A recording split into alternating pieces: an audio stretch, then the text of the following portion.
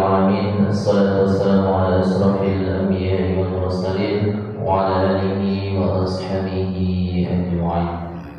Kembali bersyukur kepada Allah Subhanahu wa taala dengan mengucapkan alhamdulillahirabbil alamin.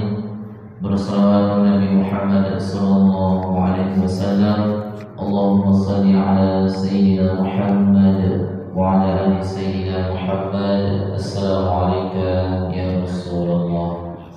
Bapak Ibu jemaah salat subuh dimuliakan oleh Allah Subhanahu wa taala, yang akan menyampaikan kajian subuh kita pada pagi hari ini yaitu Al-Ustaz Dr. Muhammad Rakib Jamari MA. Al-Ustaz Tony Boris. Ya, minggu esok baru ya. Alhamdulillah.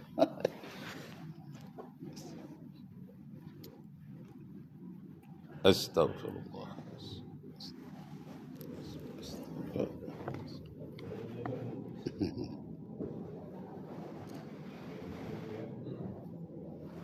Astagfirullah.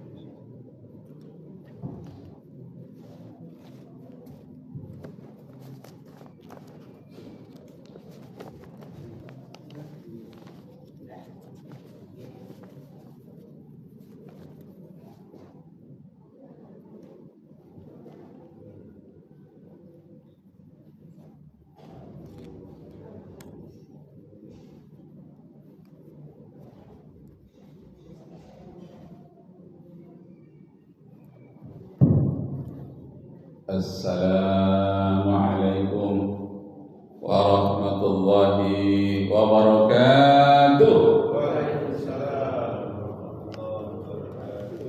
Alhamdulillah, nashkuru lillah, walhamdulillah, wa la ilaha illallah, wallahu akbar.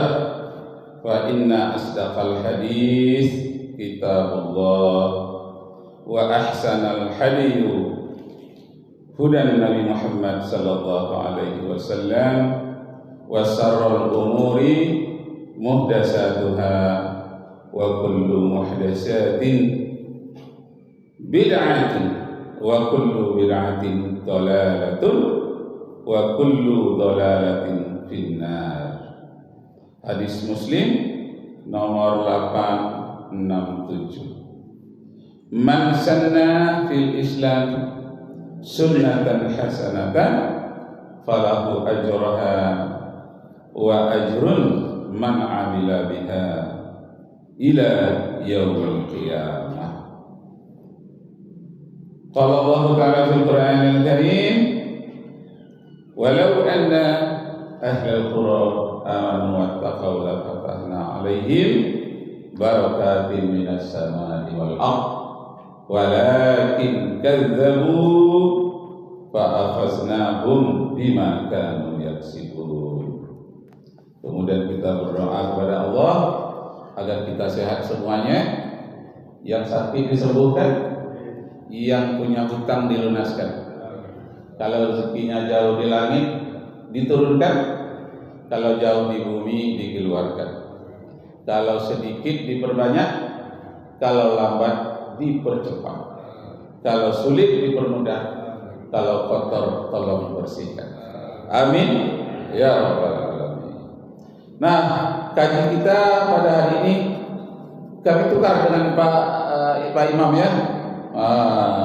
Jadi minggu ini saya, minggu depan Pak Zainal Hasbi. Masalah informasi.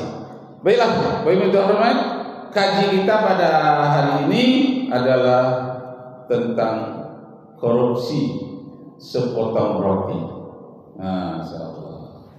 Orang dulu itu begitu, Pak. Korupsinya berapa? Sepotong roti. Itu orang dulu. Kalau orang sekarang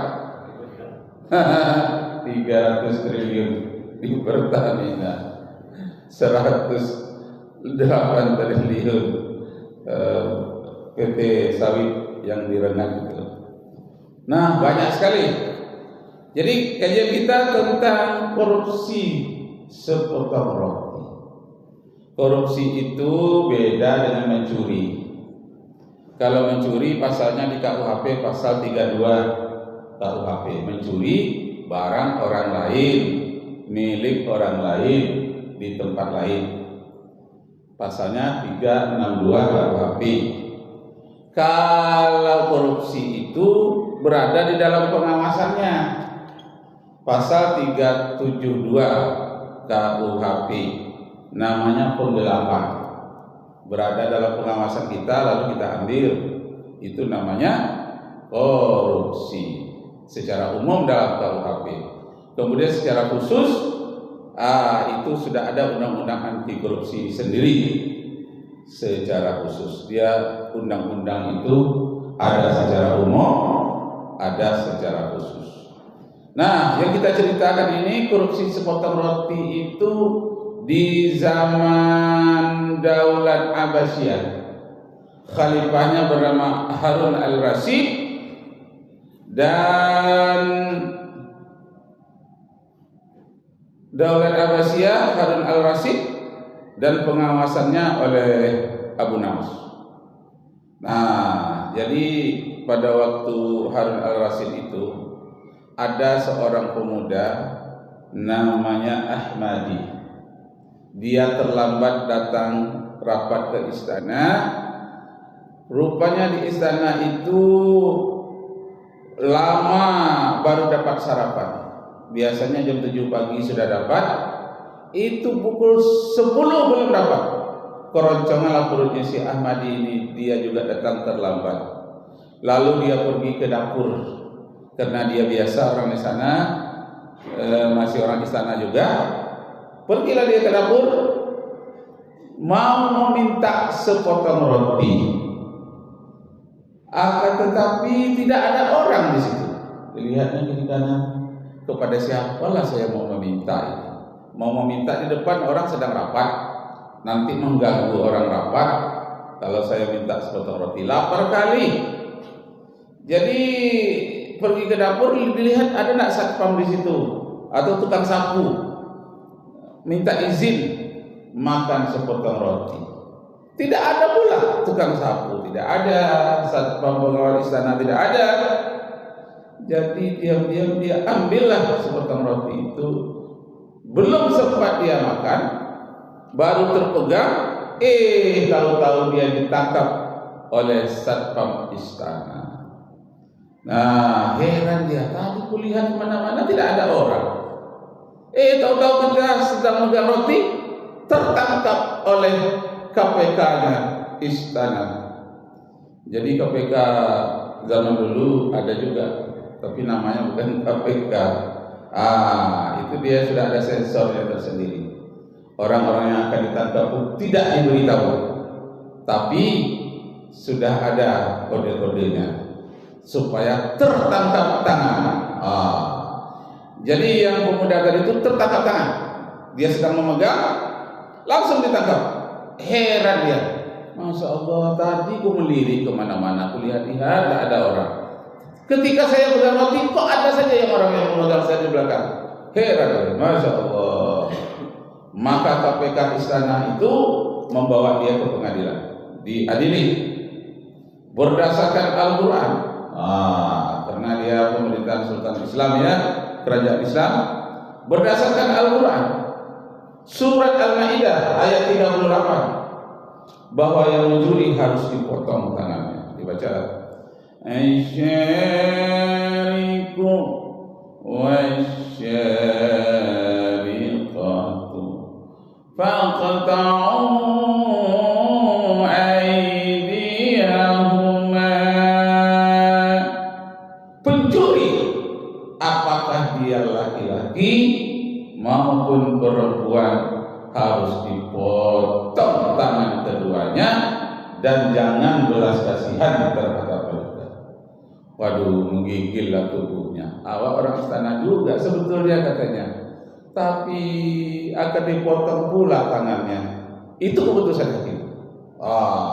Karena kamu terbukti dan tertangkap tangan. Buktinya ada rotinya yang disita. Jadi tertangkap tangan. Nah, harus dipotong tangannya.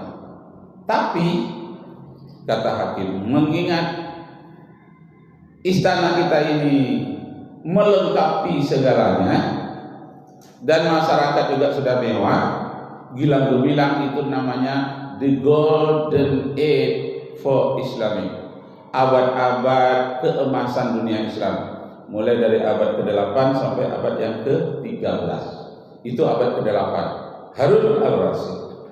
Nah, mengingat negara sudah makmur, tak mungkin lagi ada orang mencuri, tapi masih ada juga, maka hukuman dari potong tangan ditingkatkan kepada potong leher. Nah, jadi kamu harus dipotong lehernya, dan hari ini juga harus dieksekusi. Nah, apa itu eksekusi itu? Pelaksanaan hukuman, eksekusi.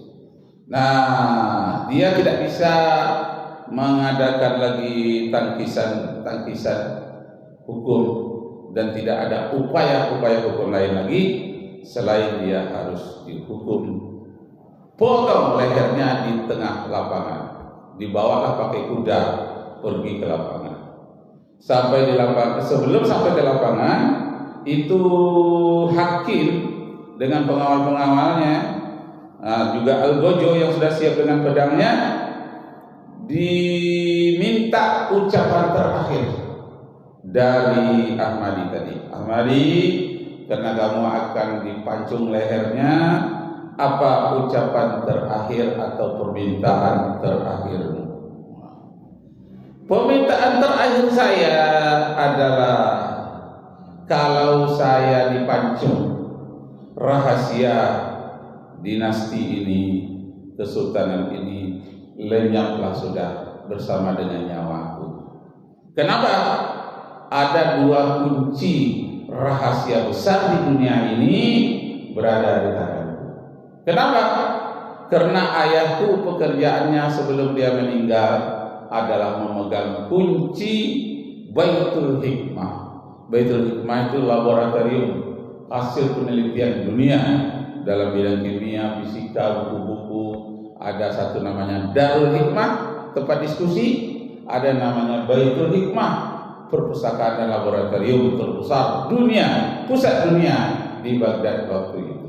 Kalau kalian membunuhku, lenyaplah sudah rahasia kedua-duanya, baik di Baitul Hikmah maupun di Darul Hikmah, akan lenyap semuanya. Wah, kata hakim, betul ada di tanganmu, betul. Nah, kalau begitu aku laporkan dulu kepada Khalifah Harun al-Rasyid. Wahai Harun al-Rasyid, ini pemuda adalah anak pemegang kunci Darul Hikmah dan Baitul Hikmah. Kalau dia dibunuh, rahasia terakhir sebelum ayahnya meninggal dia pegang akan lenyaplah sudah, dan lenyap pula lah kehebatan negeri kita ini, karena rahasia ada di tangannya, diturunkan oleh ayahnya. Tidak sembarangan orang yang bisa memegang kunci Darul Hikmah. Wah, apa dia? Panggil pemuda itu. Jangan dibunuh dulu. Dipanggil Ahmadi, iya, kamu harus menghadap Khalifah Harun al-Rasyid. Lalu Khalifah menanyakan, kunci apa yang kamu punya? Rahasia. Katanya kunci kotak-kotak di Darul Hikmah itu bermacam-macam zat kimia, bom peledak, segala macam hal-hal yang berhubungan dengan ruang angkasa ada di tanganku katanya. Kunci-kunci itu ada di tanganku. Boleh dites katanya. Tidak ada orang lain yang bisa membukakan, karena ayah saya yang mengajarkan kepada saya dulu. Jadi Khalifah ini tidak tahu dia itu kunci yang kecil-kecil di perpustakaan, di laboratorium, tidak tahu. Pemegang kunci tadi tahu. Wah, kalau begitu kamu ini penting sekali. Ada lagi kunci yang kedua. Apa dia? Kunci yang sangat rahasia, bahwa ada sesuatu di istana kita ini yang sangat berharga. Kalau aku sampaikan, kita bisa makmur dalam 1 malam. Makanya kota Baghdad itu diberi gelar kota 1001 malam. Alful Laila wal Laila. Alful itu 1000, Laila malam dan malam. Jadi kisah 1001 malam. Istana 1001 malam, gemerlaban, lambang dari indahnya surga. Seperti itulah indahnya. Ada istana airnya yang mengalir, ada laboratoriumnya, lampu-lampunya yang hidup, yang begitu indahnya. Ada jam-jam yang bergerak karena kekuatan air, namanya jam air. Nah, pada waktu itu ada kuncinya apa? Kuncinya bahwa ada satu biji delima yang kusimpan di dalam dompetku. Biji delima ini apabila ditanam, dia akan tumbuh dalam satu malam, berbuah dan buahnya emas. Dan seluruh rakyat kita akan bisa diberikan emas satu persatu. Itu rahasia sekarang berada di kantongku. Nah, waktu itu terkejutlah khalifah ini. Ini sangat penting sekali katanya. Aku sempat menghentikan perang untuk mendapatkan rahasia ilmu. Pernah aku satu negeri yang seharusnya aku hukum, tak jadi dihukum karena pentingnya ilmu pengetahuan. Sekarang rahasia ilmu pengetahuan itu ada di tanganmu, maka kamu belum aku hukum tapi tunjukkan rahasianya.